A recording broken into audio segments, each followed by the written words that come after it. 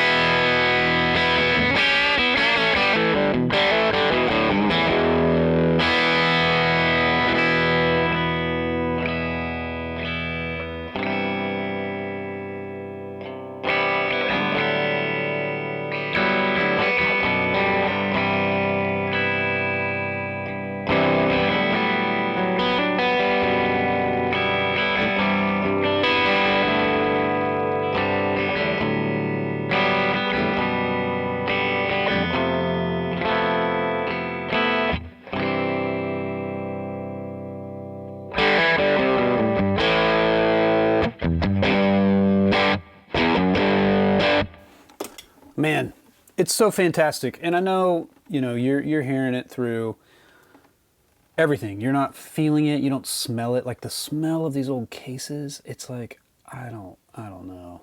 Could somebody make a candle out of that? It's it's just so inspiring. And you know, you might be one of those guys who's like, I'm not falling for any of this. Old guitars are not cool. They aren't any better. Nobody can tell me that anything matters. Wood doesn't matter because pickups aren't microphonic and all this stuff. I don't care. I mean, like, if you want to like stand in the corner with your arms folded and be the guy who's like, no one's getting one over on me, you know, I mean, I get it. It's YouTube. Everybody has that thing where they're scrolling through YouTube and they're like, huh, oh wait, no, he wants me to click on that video. I'm not clicking on his video. He made that thumbnail to make me want to, and I'm not doing it because I'm not going to fall for it because I'm smarter than that. I get it, man. But at the same time, it's just super inspiring. I don't have a guitar that does what this does in my hands. And whether it's only doing that to me or other people are hearing it and enjoying it as well, you know, it's very subjective, right? But I really dig it. And I think that there's a case to be made for investing in your own inspiration, especially if this is your line of work, you know? I look at like orchestra players and most of these people are playing violins and cellos that cost as much as like my first house did or more, you know? And they pay them off over time, or it's kind of an heirloom thing where they really save up for it, and you just have this like instrument that is priceless to you and you connect with in a really cool way. I kind of can't do that with all my guitars. I've got like 25 guitars, you know. My job is more grab the right tool out of the box and do the thing that that tool does to help the song, you know. So I'm not at a place where I can spend $59,335 money on all of my guitars. But man, having something that's just this inspiring, where the pickups just do this thing. Like I'll turn the boost back off. I had the boost side of the box of rock on. That's what I stepped on. So there's like a clarity and then a thing happening in the mid-range too that is so interesting to me and sounds so good. And you know, I use this with some other guitar players and they're like, man, that's got that thing, you know. And I agree, it really does. So I'm not crazy. This isn't like group hysteria, you know, like we all think the Emperor's New Clothes look just amazing when he's walking around naked. But what it sounds like to me, best way to describe it is that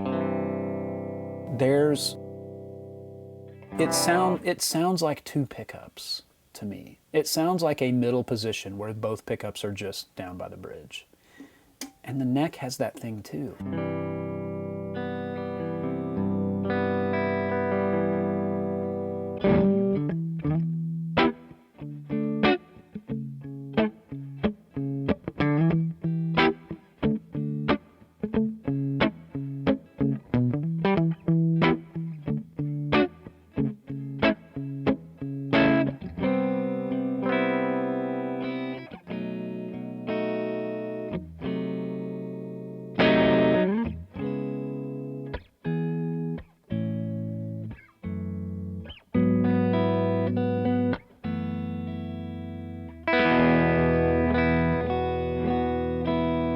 What's really interesting is that with a little bit of gain, or even sometimes there's no gain, but I'm often wondering if I'm on the pickup I think I'm on. You know, like there's so much clarity when you dig into the neck. I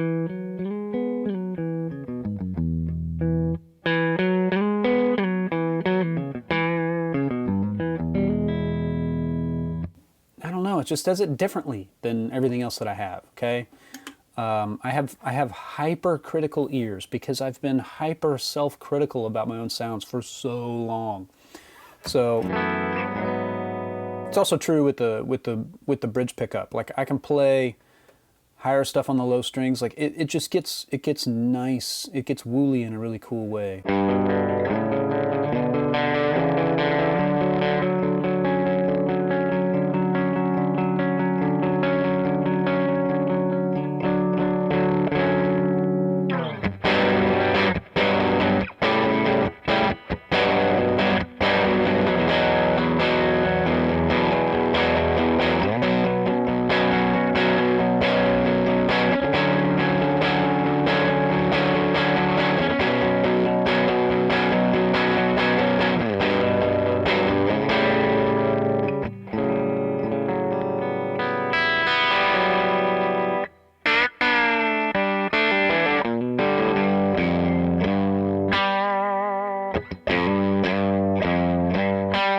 there's like a sag in the mid-range that none of my new guitars have. They just don't have it. They don't have it at all.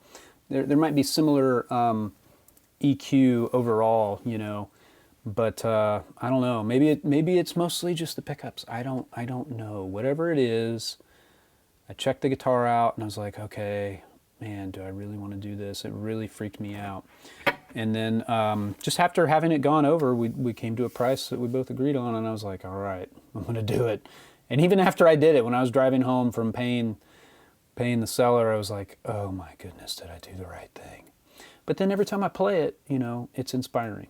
And again, I feel like I'm at a point where chasing my own inspiration, even if people who buy the records I play on are like, yeah, I can't tell at all. That could be an Aria Pro, you know, or an Epiphone, or an Ibanez semi-hollow or whatever. That's kind of not the point. The point is the inspiration and what it draws out of me, and how I can add value to what I give to my clients just by being really on top of using gear that I really gel with, you know.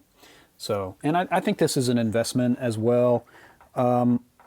These don't pop up very often, and you know, the burst Les Pauls, they're just so insanely priced right now, and they'll continue to appreciate because there's only so many of them, you know. Well, Gibson made like, I think I read 592 335s in 1959. It's something like that, or 529. It's one, I don't know, I might be getting numbers mixed up. 71 of them were blonde. And you know what happened to most of those? People decided they didn't like the blonde finish and they had them refinned. Bye-bye, you know. That's why if you come across the old blondies, they're gonna be over 100 grand for the most part, unless there's like some issue, you know. But I don't think I'll ever buy a burst Les Paul or use one, or ever pay for one, you know. But this is about as close as you can get, and this guitar, for whatever reason, I think it leans a little bit more toward the Les Paul than like the earlier 335s. People talk about the thin top 335s, you know. Well, when they made them in '58, they had 3 plies of maple on the top and the back. And that construction method extended into early '59 as well. And then at some point in early '59, they changed what the block material is, like the actual solid block that runs through. And there's 4 plies, top and back. So, you know, this isn't a super lightweight guitar. It's not heavy by any means, but you don't pick it up and think, wow, that's a light 335. Man, I think that contributes. I think the fact that it weighs a little bit more, there's just a little more mass for these strings to resonate on. And it's still, you know, it's still a semi-hollow guitar, so it's still got that thing. But that's always made my ears perk up more, you know. There's a video that Tom did with a guitar that looks just like this one and his burst Les Paul, and I think he called it like the burst killer, you know. And he goes back and forth, and it's super cool. And man, it's just every time he plays a 335, I'm just like, man, that's the sound to me. Like I think I'm more of a 335 guy than a Les Paul guy, you know. Maybe that's because I don't own a burst or whatever, but I own an old 335. But because the Les Pauls are so unobtainable, you know, these are starting to climb too. And I think they went a little nuts during COVID. There might be a little bit of correction happening. But the 59s and I think even the 58s, there's fewer 58s because I don't think they started making them at the beginning of the year. But they're kind of everyone's last chance to grab a 59 Gibson with dual PAFs and the same electronics and the same bridge and stop tailpiece as a Les Paul. Like you can get most of the way there, you know, for a bit less dough. So I don't know. You're going to see it a lot on the channel. You're going to hear it a lot on the channel. I'm going to be using it in the stuff that I'm filming for my... I've got a big masterclass I'm putting together that I will release later this year, I think. I think it's going to be ultra helpful. That's kind of just my angle. Like, how can I do something that's actually helpful to people and not hide anything? You know, like it just doesn't. There's no secret to doing my job other than there is no secret. That's the secret, right? Like, how many different things can you work on and become excellent at that are conducive to having a career as a session musician?